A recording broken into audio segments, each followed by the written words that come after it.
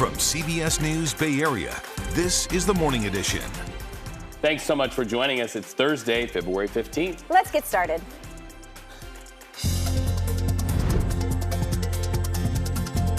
I heard a pop, and then you just heard screaming, and everybody in front of me just started running. Panic in Kansas City for what was supposed to be a day of celebration for the Chiefs and their fans. But a victory parade takes a sad and shocking turn. I understand if he was defending his wife. I mean that's a human quality. But, we gotta be adults. A wild brawl, all caught on camera. Fists start flying on a flight leaving the Bay Area. I've been doing it for so long, it's hard to imagine my life without it. Keeping performance art alive, a group of teens in Oakland are taking their talents to the circus. The story is more the fact that the next generation is going to have a lot of opportunity because there's representation. Making history in the broadcast booth for the A's. She's the first woman ever to be the voice of an MLB team. We catch up with the home run hire. And we applaud her at the same time because, there was a time Gianna and I were sports reporters, and that is the most difficult job in the biz. I mean, just to see the map that they lay out, it's like a beautiful mind. Oh, It is a beautiful mind. It's and a lot impressive. of talent. That's why I started as a sports reporter in high school and quickly transitioned to news. I'm Reed Cowan. is this true? It's so true.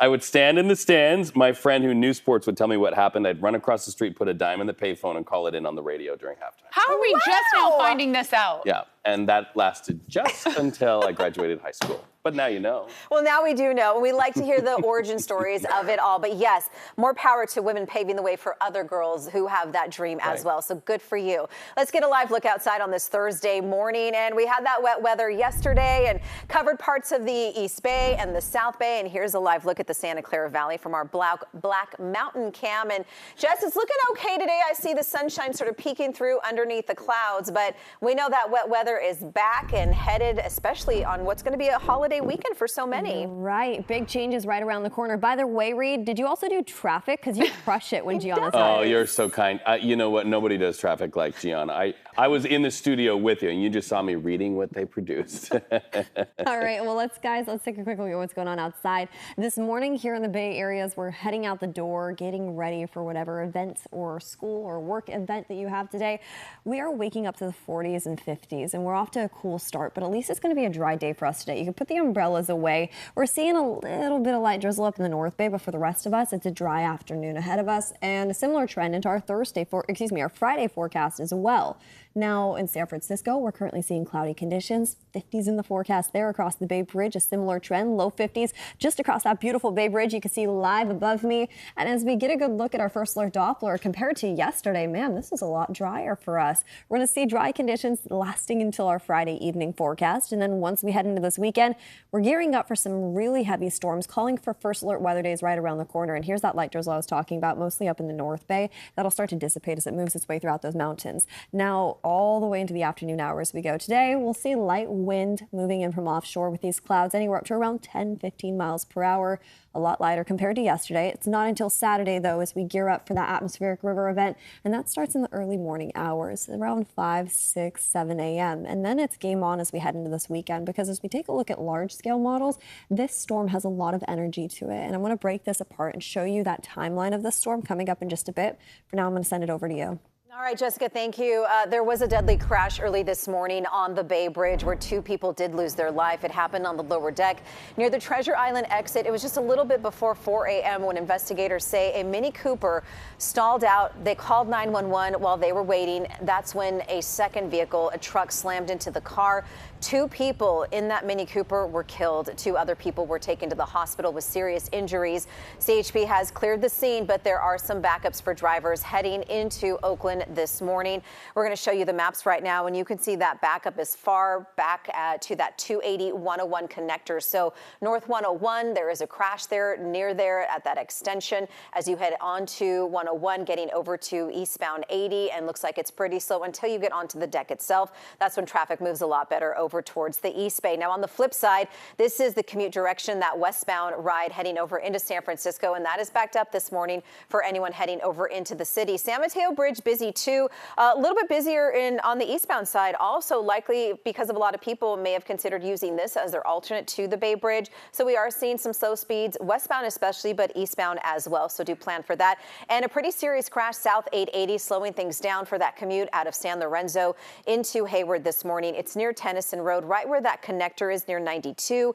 Kind of a hard place to sort of maneuver through there. We see crashes in this area very often, so just be careful as you commute this morning. A quick live look at the Golden Gate Bridge. That Marin County ride's actually doing okay overall, but still looks a little slick here and there, so just be cautious. Nicole? Developing this morning, heartbreak in Kansas City, and a search for answers is underway. What was supposed to be a huge celebration here, honoring the Chiefs' Super Bowl victory over the 49ers, became a deadly mass shooting. The gunshots going off near the end of the parade. Listen to this reporter who was on the scene.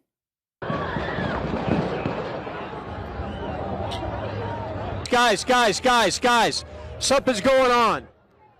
Something's going on, guys.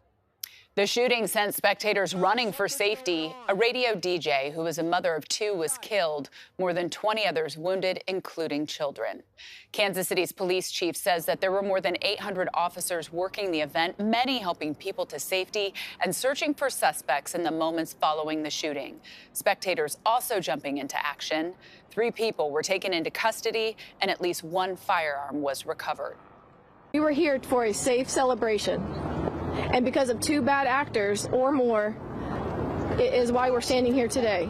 This is absolutely a tragedy, the likes of which we would have never expected in Kansas City, and the likes of which we will remember for some time. Authorities are searching for a motive. Law enforcement tells CBS News that there is no evidence that the mass shooting was an act of terrorism.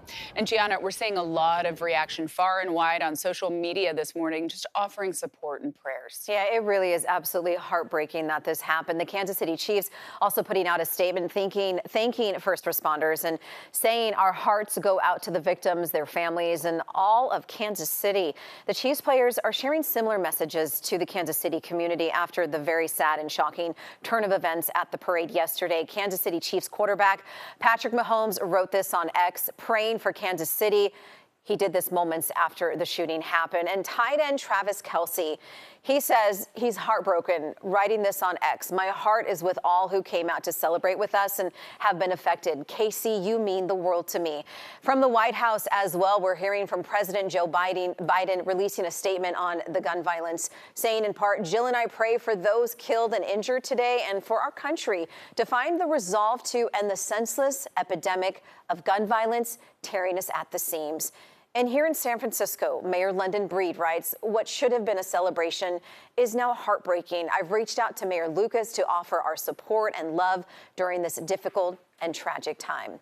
And as always, stay with us for continuing coverage of the mass shooting. We'll keep you updated on air at KPIX.com as well and streaming on the free CBS News app. Well, a majority of San Francisco's Board of Supervisors are on board with a formal apology to African Americans and their descendants. On the city's website, all supervisors except Matt Dorsey and Catherine Stefani are listed as sponsors of this resolution. The move would apologize on behalf of the Board of Supervisors and the City and County of San Francisco to African Americans and their descendants for systemic and structural discrimination, targeted acts of violence, and other atrocities. The resolution also commits to fixing past policies. We'll know more about who supports that in their votes today at the meeting when the resolution goes up for vote. This vote also comes as Mayor London Breed made it clear that she would no longer fund a reparations office, this time citing budget constraints. So we drill down on this issue during our Black in the Bay special at 4 p.m. on February 23rd, right here on CBS News Bay Area. And by the way, you can find all of our Black in the Bay stories on our website, KPIX.com. Looking live at Oakland International this morning, and what happened on a flight from Oakland to Hawaii has a lot of people talking. Watch.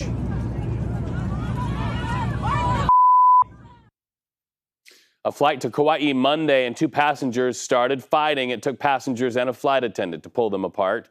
Someone claiming to be the man's son has been saying on social media that the passenger taking those punches was drunk and hassling his mom. So that is when Dad stepped in. And I understand if he was defending his wife. I mean, that's a human quality. But, you know, we gotta be adults. The flight did not turn around, but both men involved in the flight were detained when the plane finally landed in Hawaii.